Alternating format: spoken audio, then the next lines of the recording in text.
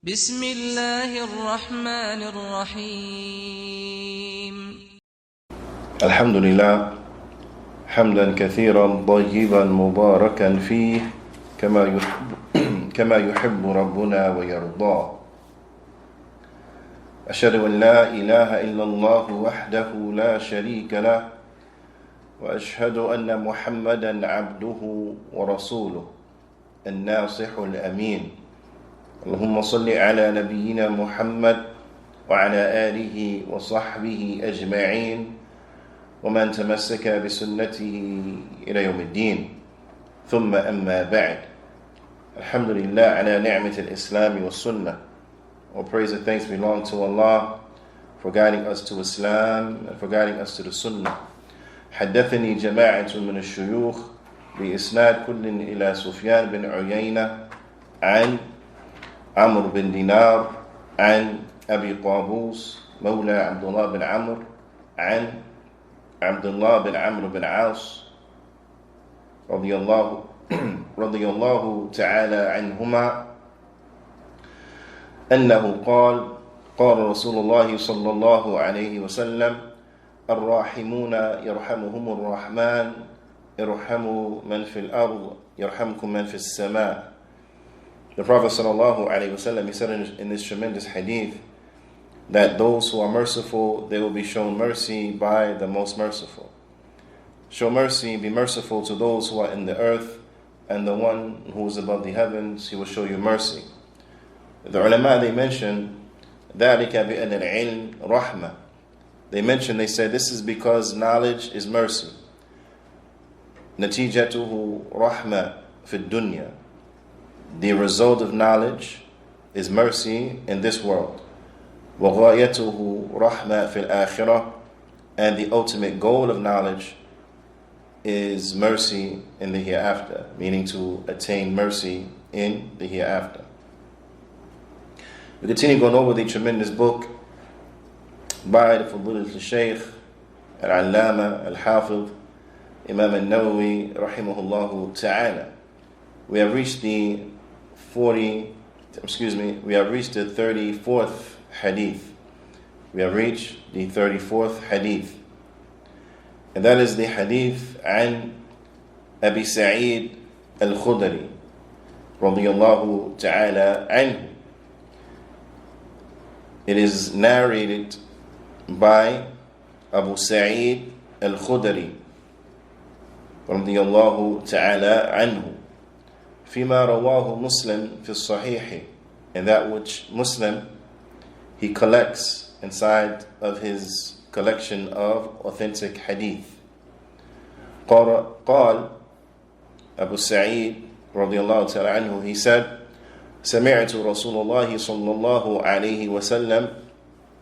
He said, I heard the Messenger of Allah صلى الله عليه وسلم يقول, saying: من رأى منكم منكرا فيغيره بيده فإن لم يستطيع فبلسانه فإن لم يستطيع فبقلبه وذلك أضعف الإيمان. The Prophet sallallahu alaihi wasallam, he said in this well-known hadith, what translated means, and whoever from amongst you sees an evil, then let him change it with his hands. And if they are incapable of doing so, then let them change it with their tongue. And if they are incapable of doing so, then let them hate it. And that is let them hate it with their heart. And that is the weakest of faith. That is the weakest of faith. قال العلامة فضيلة الشيخ محدث المدينة, the great scholar, the scholar of hadith from Medina, the scholar of hadith of Medina, Sheikh Abdul Muhsin al-Abbad Hafidhahullah ta'ala, he mentions, he says, هذا الحديث مشتمل على درجات إنكار. He said this hadith, it contains and consists of the different levels of removing, denying, so on and so forth, al-munkar, to remove the sin. To remove the sin, al-munkar. Na'am.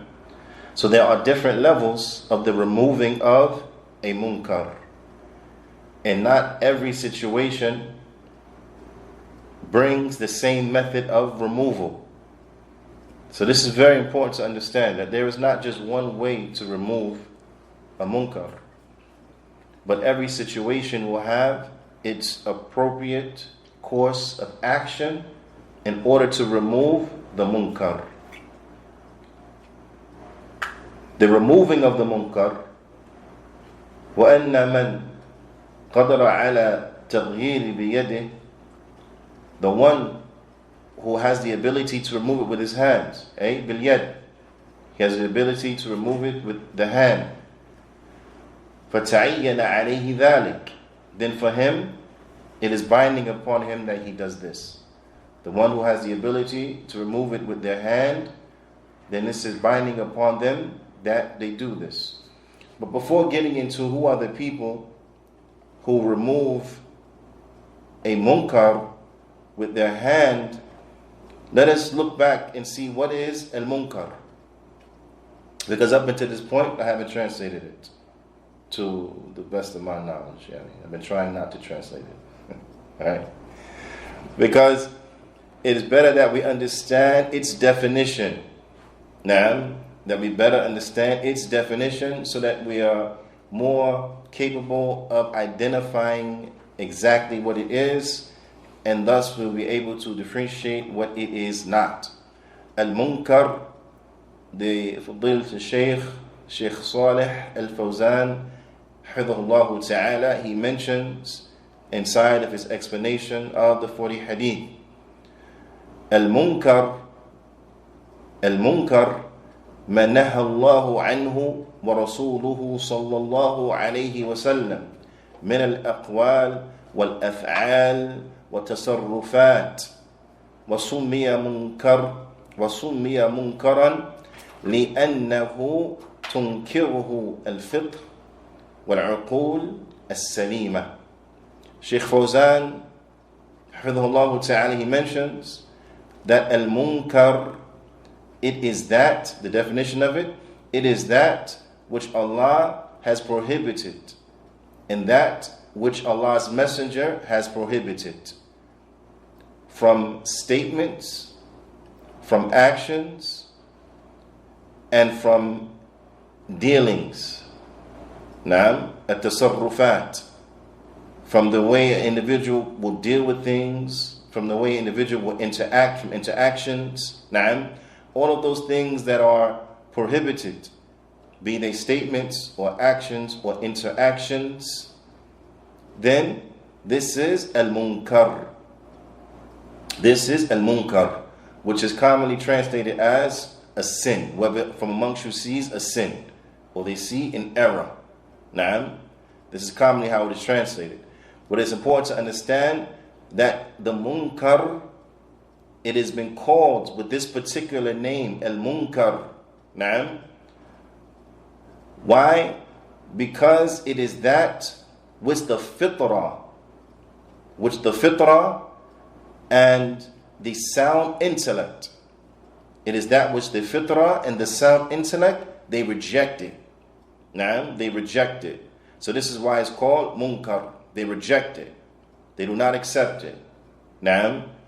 They, I can't think of a better word, but they reject it. Right? They deny it. You can say they deny that this thing is appropriate. They reject it. They do not accept it. So therefore, it's called what? Al-munkar.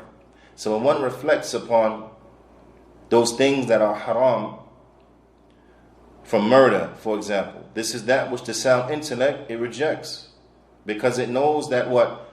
If murder were to become prolific upon the land, then this is in no one's best interest. This will bring about chaos to a society.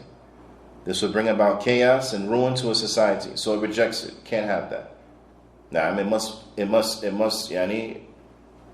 reject the likes of these things. Fornication, if it becomes rampant, then it will destroy a society. Now, and what it means when it says to reject something, the sound intellect, the sound fitrah, it understands that fornication is not an option. Why? Because it will destroy the lines of lineage. It will spread. It will be the cause of spreading diseases.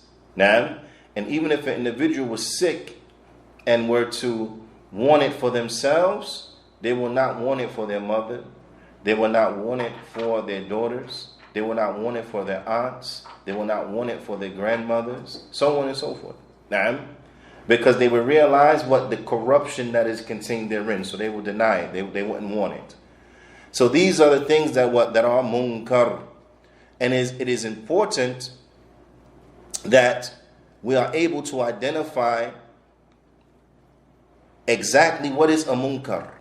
Because the Prophet ﷺ, he said, "Man ra'a minkum munkar," that whoever from amongst you sees munkara, a munkar. So you have to see a munkar and be able to identify that this is munkar, this is not right, this is haram. And then you'll take the appropriate steps as outlined in the hadith. So the first step is the removal and the changing of the sin with your hands. And this is for the one who has the ability. So the ulama, they mention, Shaykh Abdul Muhsin, hafidhahullah ta'ala, he mentions, he says, وَهَذَا يَكُونُ مِنَ السُّلْطَانِ, and the removing of a munkar, then this is from the Muslim ruler, the one who is in authority. Na'am. وَنَوَابِهِ, and those who are put in charge of areas of society in his stead. Na'am. So those ones who are appointed as governors, as rulers of cities, so on and so forth, right? Who are put in charge by the ruler, by the Muslim ruler, then they are those who change the munkar with their hand. Naam, with their hand. Now, it is important to mention, because some people, they stop at this point, right? Where they'll say that those who change the munkar, then it is the Muslim ruler. It is the rulers. Naam, وَنَوَابِهِ فِي الْوِلَايَاتِ الْعَامَّةِ. It is the Muslim ruler and those who are put in positions of authority where it is appropriate for them to forcefully change the wrong. And sometimes people stop there, as if it stops there. It doesn't stop there. The removing of harm with a person's hand is not just restricted to the Muslim rulers, but also, as the Shaykh he mentions, وَيَكُونُ أَيْضًا مِنْ صَاحِبِ الْبَيْتِ, but also it'll be from the head of household. It'll be from the head of household. It'll be from the mother. It'll be from the father, so on and so forth. The parents. The parents, and at the head of the household, the father has the ability to what? To change a munkar with his hand. Naam. So for example, if the child is doing something inappropriate with their cell phone, then it is the right of the father to do what? To forcefully take away the cell phone. To take the cell phone. This is something that is extremely important, because the kuffar of the West, they fight against that which is good in every arena. So they will give the impression, the false impression, to children as if they have rights where no rights exist for them. Meaning that what? If a father sees his child using their cell phone inappropriately and they take their cell phone, the child does not have a right to tell the father that he does not have a right to take that phone. To say, this is my phone, you can't take my phone, so on and so forth. No, the child doesn't have that right. The father has the right to change the evil with his hand. Now, likewise the mother, she has the right to change the evil with her hand for her children. Children can't tell the mother, no, you can't tell me what to do. No, you can't take my phone, that's my phone. No, you can't take my computer, that's my computer. No, not at all. Why? Because these are the authorities inside of the house. So they have the right to change the munkar with their hand. So the head of household, he has the right to change the munkar with his hand. And the Shaykh, he says, this is the al-wilayat al-khassa. This is the specific guardianship. So those who they are over this specific guardianship or this specific authority, now the authority as inside of the house, then they have the right to change the evil with their hands inside of their homes. Now, the Shaykh, he mentions, he says, وَرُؤْيَةُ الْمُنْكَرِ يَحْتَمِلْ أن يكون المراد منها الرؤيا البصرية. He said, and what encompasses and what enters into the phrase, whoever sees a munkar, then what enters into that and what is intended by that is that which is physically seen with sight, that a person sees it with their eyes. They see it with their eyes. أو ما يشملها ويشمل الرؤيا العلمية. And also that which could enter into it, or that which also enters into it, is that which comes by way of one's knowledge, meaning that one has seen it in a way that is not indicative of seeing it with one's sight, but one has come to know about something. And we say come to know about something with certainty. Now, so if a person, for example, if a father hears music coming from the room of their child and they go inside that room and they confiscate the device that's playing music, the child can't say, you can't take it, because the Prophet ﷺ said, "Man ra'a minkum munkaran." Whoever from amongst you sees a munkar, you didn't see this, you heard it. So you can't take it. No. So if they see it or they come to know about it, now with certainty, then they can change it with their hands, right? So that which is connected to one's physical sight enters into this, and also that which is connected to just knowing, they come to know about it, then also it enters into this. So this is also important to know. فَإِذَا لَمْ يَكُنْ مِنْ أَهْلِ التَّغْيِيرِ بِالْيَدِ. But if a person is not from those who can change it with their hands, because again, not every situation is a person, in not all situations and circumstances, will be able to remove something, to remove and repel an evil with their hands. They're not going to be able to.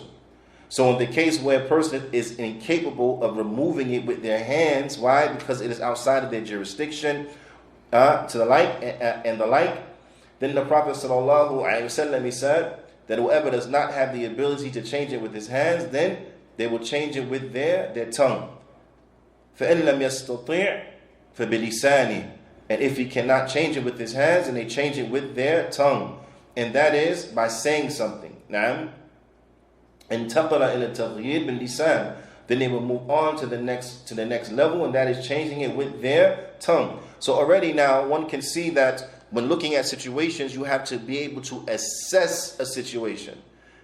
And once you have assessed that situation, then you have to look at your ability given the current circumstance, and then apply the appropriate response. So if you have the ability, after you have seen it is a munkar, and you know it is a munkar, and there's no doubt about it, it's a munkar, then you can change, and then you look and see, do I have the ability to change it with my hand? If you do, then change it with your hand, as long as it's not going to cause a greater harm. Right? Because there is no changing of a harm with that which is more harmful. No. There is no changing of a harm with that which is more harmful. You understand? So for an example, if you know that the laws of a certain land, like the lands we live in, give unjust rights to the children, and you know you have a child that is rebellious, we ask Allah Ta'ala to safeguard all of our families from this. And you know that that child is of such rebellion that if you were to spank them, they will call the cops on you and may call child protective services on you. At this point, a person will say he has to examine that. I see a wrong, okay. Am I in authority over this child? Yes, I am. Do I have the ability to spank this child? Yes, I do. But now you have to weigh the situation. If you spank that child, you take that child, you whoop its behind because it's doing something wrong. And you whoop its behind in a manner that's according to the Sharia. But then you know, or you have overwhelming suspicion that they may call the cops, right? An overwhelming dhann that if I do this, it's very probable they're going to call the cops and they're going to call DIFIS or Child Protective Services. Then in that case, what do? You do not whip the child. Even though you could, you don't. Why? Because it's going to result in a situation that is more harmful. Because you spank that child, that evil, vindictive child will call Child Protective Services, which now may endanger the rest of your children, and now they get taken by these disbelievers in their agencies, and now the family is split up, all because the kid was listening to some music, you turn it off, they got in your face, and then, you see? So you have to be able to weigh a situation. Not only do you have to know for surety that this thing is wrong, but then you have to take the appropriate course of action so that a greater harm is not brought about. Now, when it comes to the fact of, or the point of knowing that something is wrong, this is very important. And that's why having knowledge about the religion is so important. And not being fooled and tricked by the evil people of innovation is very important. Because you have people who they change the definitions. We heard the definition for munkar, right? That which Allah subhanahu wa ta'ala has made haram, and that which the Prophet ﷺ has prohibited. Okay. Al-ma'ruf, because as we say, nahy al-munkar, wal-amru bil-ma'ruf, amru bil-ma'ruf, wa nahy al-munkar, commanding with good, forbidding evil. طيب. Al-ma'ruf, huwa ma amara Allahu bihi wa rasuluh. Al-ma'ruf, it is that which Allah and His Messenger, they command with. نعم. وسمي معروفا لأنه تعرفه العقول والفطر. نعم. والفطر السليمة. Al-ma'ruf, it is that which Allah and His Messenger have commanded. And it has been called ma'ruf, which literally means well known. Why? Because it is that which is recognized by the sound intellect and the sound natural disposition. Now, the sound natural disposition. Okay? So this is why it is ma'ruf. So we are to command with ma'ruf, command with that which is good, and prohibit that which is evil. Command with the good, prohibit the evil. But it's important that we know exactly what is evil and what is good. Because you have from the Khawarij, be it Ikhwan Muslimin, be it Al-Shabab, Al-Qaeda, ISIS, Al-Qaeda, to the end of it. And whoever else springs up. Every day they're coming up with something new. ISIS this one, ISIS that one, this one. They're all the same. They are them. In any event, you have from these ones, those who say that protesting and rebelling against a Muslim ruler, then this is amr bil ma'ruf wa nahy al munkar. That this is commanding with good and forbidding the evil. You see, they have flipped it. That this is commanding good and forbidding evil. And that's not commanding good and forbidding evil, but rather that is commanding evil and forbidding good. They are individuals who are attempting to remove an evil with that which is more evil. Taghil munkar bima huwa ankar. Removing of evil with that which is more evil. Now, because look, if a ruler is unjust to his subjects, right? That harm doesn't reach every single household. Doesn't reach everyone. Some people it'll reach them, and a whole bunch of people will be safe from it. Right? His opponents, political opponents, yes, they'll be in trouble. Perhaps their families. But everybody in the country? No. But when there is an upheaval, when there is a rebellion, right? What's one of the things that is removed is security and stability. When national stability and security inside of a land is removed, that affects who? Everyone. That affects everyone. That will have adverse effects upon the economy. Adverse effects to the economy, it affects everyone living in that society. Now, that will lead to a lack of rule, lawlessness. That and crime rates will rise. That affects who? That affects everyone. So no matter who was affected by a ruler who was unjust to his subjects, that is less in comparison to what will happen if you destabilize the government. Because now you may open that government up and make it weaken so that foreign entities come and now take over the government, or foreign entities come and they interject themselves into the situation due to their own interests, and now the country is destroyed, its resources are plundered, so on and so forth. All anyone has to do is look to the lands where these uprisals have happened, have taken place, and they will see that all of these things in which I mentioned have taken place. The economies are destroyed. There is no security in the land. And then you have all of these countries from outside of their countries, from the kuffar and that, who interject themselves into the situation out of their own interest, trying to exploit the natural resources that are there, so on and so forth. Now, and this benefits who? Not us, right? So now these individuals, have they changed? Have they removed the evil? No, they have brought that which is more evil. Okay? So it is incumbent that we are able to identify what is evil, and also that we are able to assess the proper response in light of the situation. So we have to look at everything from all aspects and look at what will bring about the good and what will and what will be more appropriate in repelling evil and harm. Ala kulli hal. If we're not able to change it with our hands, then we change it with our tongues.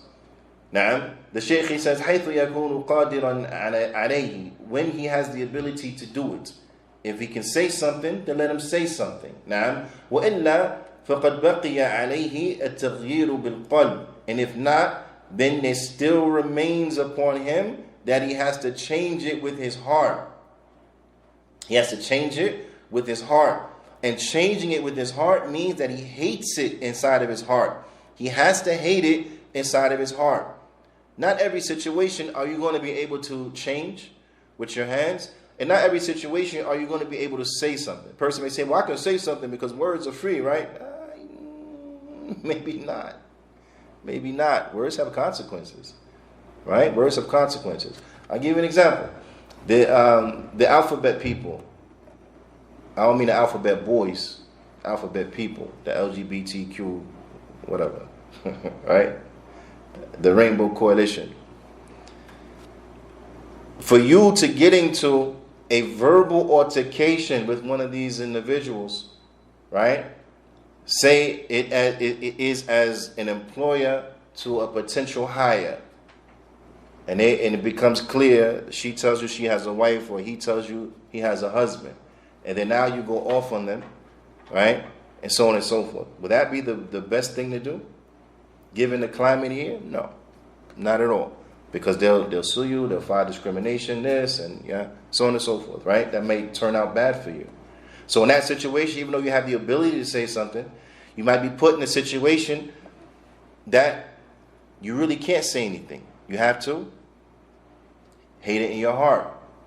But it is incumbent that it is hated in the heart. And that is what? That is the weakest of Iman, to hate it in the heart, right? But that's what you have to do. So no matter what ability you have, if you could change it with your hands, you still got to hate it in your heart. If you could say something, you still have to hate it in your heart. If you can't do anything with your hands or say something, you still have to hate it in your heart. The Prophet ﷺ said in the Hadeeth, in another narration that is collected in Muslim as well, the Prophet ﷺ said, and this from the Hadith of Abdullah bin Mas'ud radiyallahu ta'ala anhu, the Prophet ﷺ said, وَلَيْسَ وَرَاءَ ذَلِكَ مِنَ الْإِيمَانِ حَبَّةُ خَرْدَلٍ. And there is not after that, meaning if you don't hate it in your heart, then there is not even a mustard's grain of Iman beyond that. So if you don't hate it in your heart, this is very bad indication. This is a very bad indication. Now, and this narration should scare us. Why? Because we live in a country that supports filth, and filth is become widespread. Now what happens is that we have to make sure that we do not become like the garbage man, or the one who works inside of the garbage dump. Why? Because what happens? They become nose blind. They don't realize they're around garbage anymore. They become accustomed to it. Right?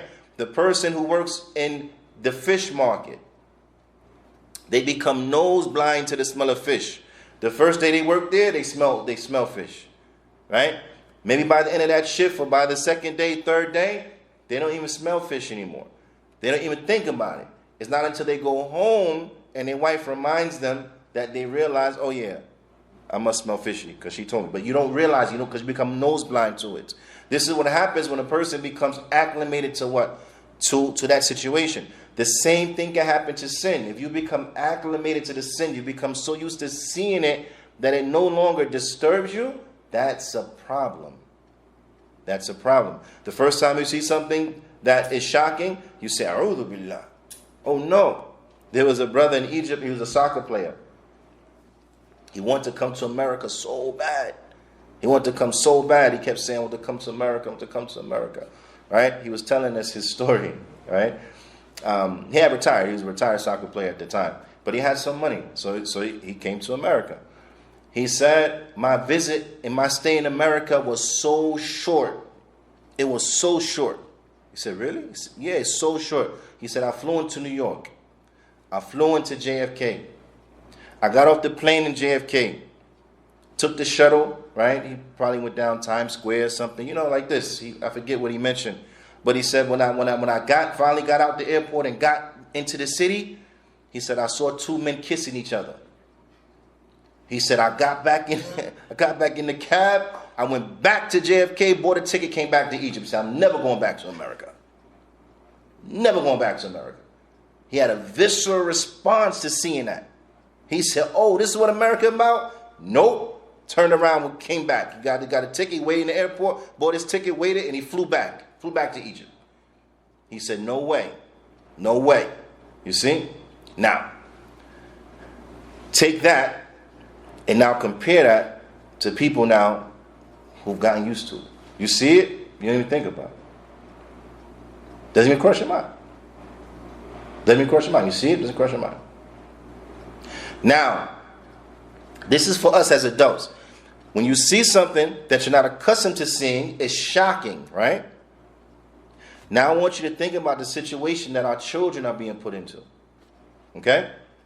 Bad enough now, it was already customary to see boyfriend and girlfriend haram relationships inside of high school.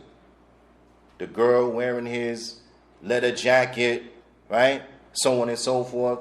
Them holding hands, kissing in the hallways. All that is munkar. They're not married. Right? But that became what? That was something that was normal. But now, fast forward now, 2021, where you have same-sex couples doing the same things in high school. John kissing Mark, Mary kissing Jane. Normal. Walking down the corridors, hand in hand, going to dances, all this stuff. Normal. Putting our children in that environment where they become accustomed to seeing these things from Allahu Alam. Because now you have teachers telling little kids, you can choose what gender you are. So now you have little kids even more perverted at an even younger age. So Allahu Alam, when they start dating and things like this. Because even these things are kind of unimaginable for me, because we live in a different time. That stuff didn't happen in our time. You had to hide that. Otherwise, it would have been some corporal consequences. That's how it was in our time. Now, you go to jail for that type of stuff. Okay?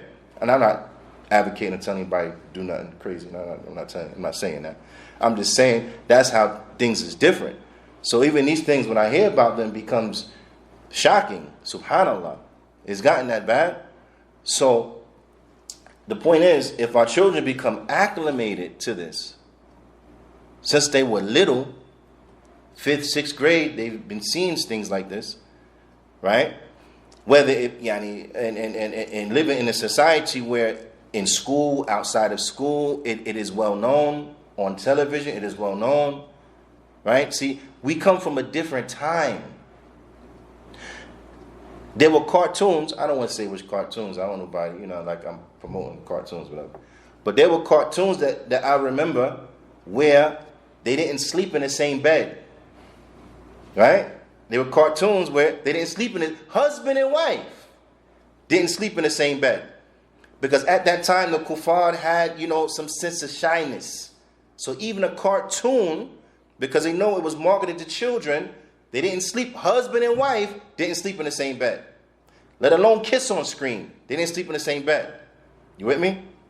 But now we live in a time where not only do the husbands and the wives sleep in the same bed and kiss on screen, but boyfriend and girlfriend sleep in the same bed, kiss on screen, and more. And then girlfriend and girlfriend, boyfriend and boyfriend do that. Adopt children. This is normal on prime time. Prime time. So we live in a society that we are surrounded with all types of madness. So with that being the case, when we reflect and we say, okay, but what is the way out? Hijrah. Hijrah is the way out. No one argues with that. Okay? However, is that the ultimate only solution? Hijrah? Right? Is it? It's the ultimate, but is it the only solution? Is it the only thing we can do? Not the only thing we can do. Because from the rules and regulations of the religion is that what? Is that in which you cannot stop, then you minimize it. Right? So what are for some of the ways that we can minimize the likes of this? Is that what? We establish our own schools. Right? We live in communities where we're close one to another, where we have our own businesses, so on and so forth, so that everything from our shopping to everything, it can be done amongst ourselves, and our mixing is what is limited. Our children, they are not exposed unnecessarily to the likes of these things. This is very important. We have to take these steps until when? Until those from amongst us can make hijrah. But we have to set these things up for who? For those who are not able to make hijrah. And until we make hijrah. Because some people may not be able to make hijrah. So then you want to leave them in a situation that is better for them than the situation that we are living in right now. Right? It only makes sense. It only makes sense. And the fact that we are not devoting more effort and time to it, I fear, is because we really don't understand the level and degree of seriousness that we are faced with. Ala kulli hal. The Shaykh, he mentions, he says, because this hadith is telling us to call the good, forbid the evil, right? He says, وَلَا تَنَافِيَ بين ما جاء في هذا الحديث من الأمر بالتغيير المنكر وقوله تعالى. He said there is no differing with this hadith, between what comes in this hadith from prohibiting from calling to good, or from ordering, with the changing of the evil. And Allah's statement, Ya ayyuhalladina amanu, O you who believe, alaykum anfusakum, it is upon you to worry about yourselves. La yadurrukum man dalla idha ihtadaytum. O you who believe, it is upon you to only worry about yourselves, or O you who believe, it is upon you to worry about yourselves. You will not be harmed by those who are astray if you are guided. Person will come and say, well, this hadith say just mind your business. Let bygones be bygones. Yeah? Kumbaya, mind your business. Right? Is that what is this what this ayah means? No, of course not. What this ayah means, as the Shaykh he mentions, he says, فَإِنَّ الْمَعْنَى, what is the meaning of the ayah? إِذَا قُنْتُمْ بِمَا هُوَ مَطْلُوبٌ مِنْكُمْ مِنْ أَمْرُ بِالْمَعْرُوفِ وَالنَّهْيِ عَنِ الْمُنْكَرِ.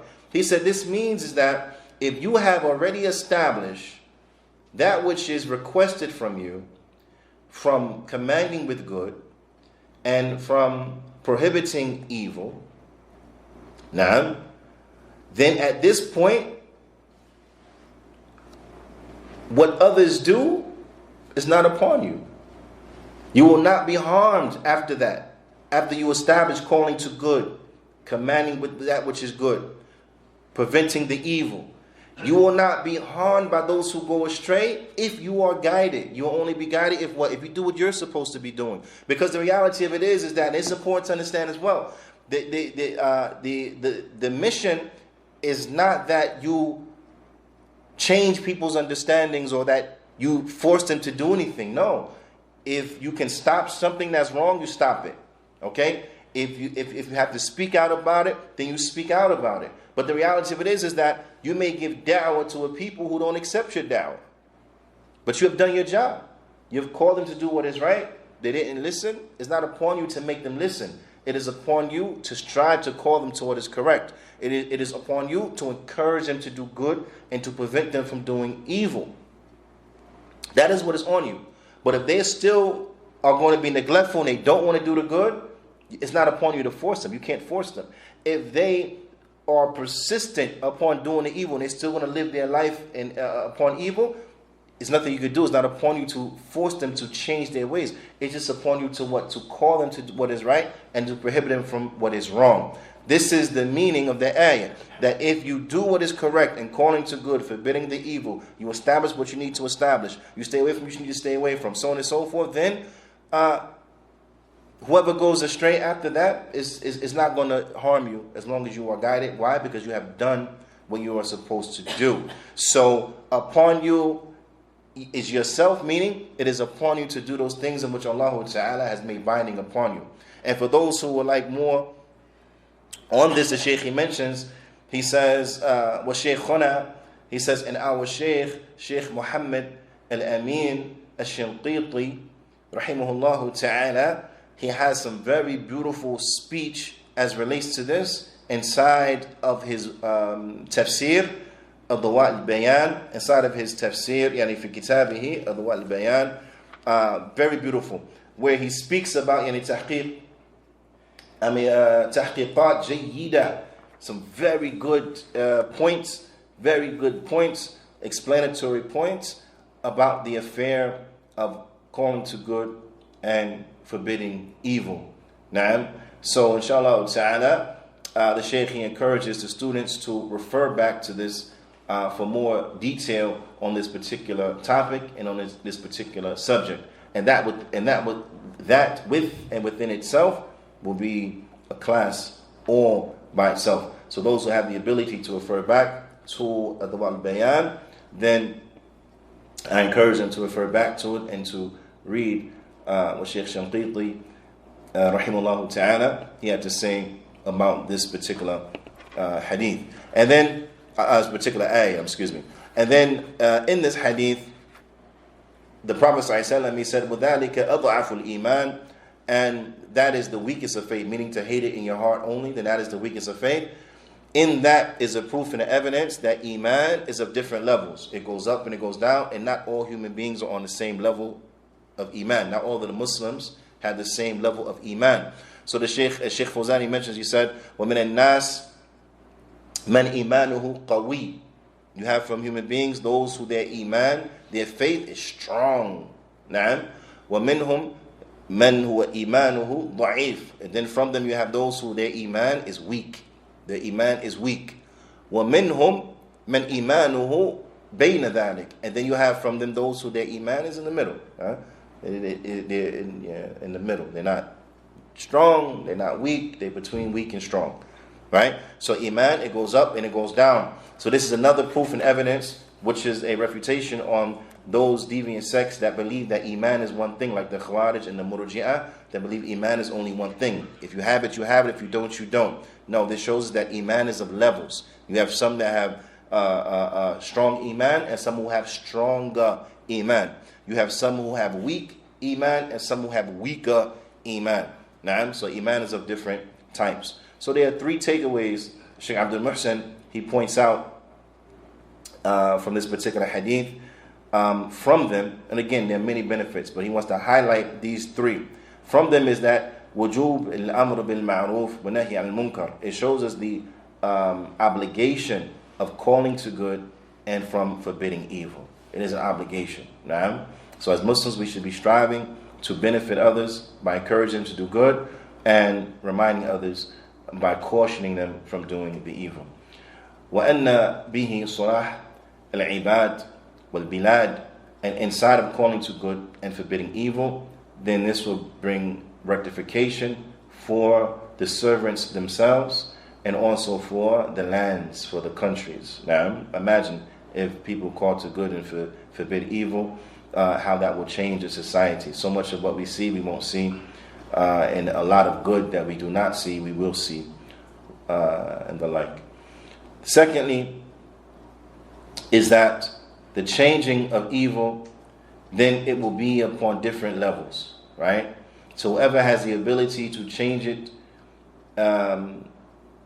with whatever degree they could, then it's upon them to change it with that, right? So when you see evil, it is wajib that you change it.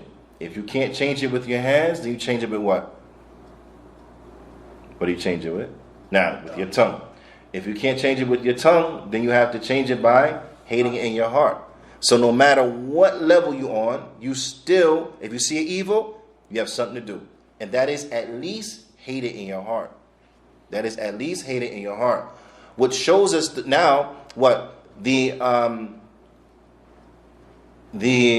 danger of sins. Right? Because if we see a sin, we're supposed to hate it in our heart.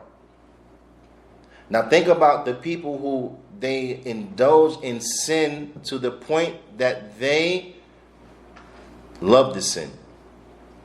Scary. And then lastly, the Shaykh he mentions is that this shows us that there is a differing in iman, that not everyone is on the same level of iman. نعم ولعلنا نكتفي بهذا القدر وصلى الله وسلم على نبينا محمد وعلى آله وصحبه أجمعين وجزاكم الله خيرا.